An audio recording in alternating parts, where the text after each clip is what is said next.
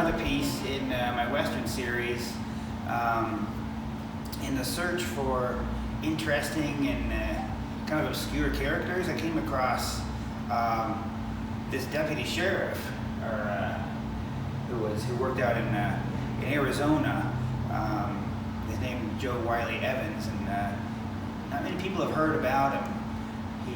He's even hard to find anything even on the internet about the guy, but I found him in this one book I was reading. I guess he was a friend of Wyatt Earp's, and in fact, he may or may not be depicted in Tombstone in the movie.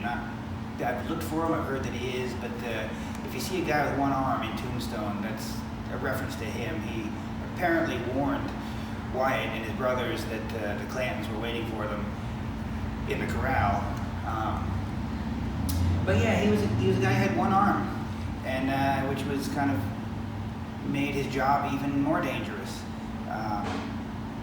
But he was also really good at his job. They said at any given time he had a dozen post office warrants pending, meaning he was bringing in outlaws left and right.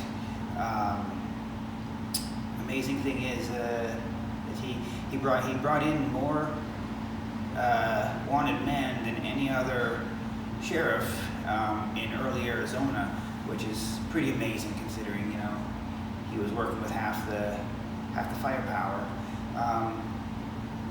He did take down 2 robbers who had robbed a stagecoach, and they went to hide out just outside of his town. He and his other deputy marshal, went out there to arrest these 2 gentlemen at night, and his partner was shot almost immediately, which not killed, but was kind of taken out of the fight. So it was up to him to shoot it out with these other 2 gentlemen, toe to toe for about 15 minutes. I think they fired about 60 shots, in that time at each other, which doesn't really say a whole lot for the accuracy of any of the men. But firing and reloading with the same hand, he still killed one of the outlaws despite a head wound, and then forced the other to surrender and brought him in. I think if they're going to make a movie about Tombstone, they could make a movie about that.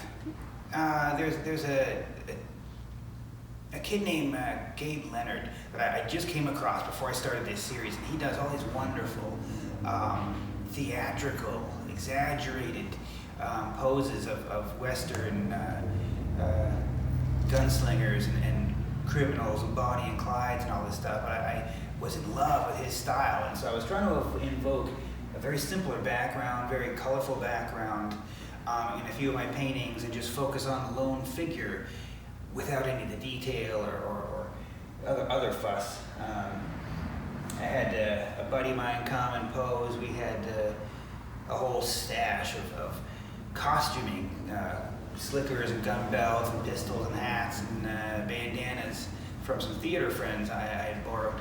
And so I had a few friends come in, so this is actually a buddy of mine named JJ that posed for this, and he was really excited. He said, "I've been painted before, but it's never looked like me. That looks exactly like me." I was worried about how long it was on the canvas and all this blank space here, but I think it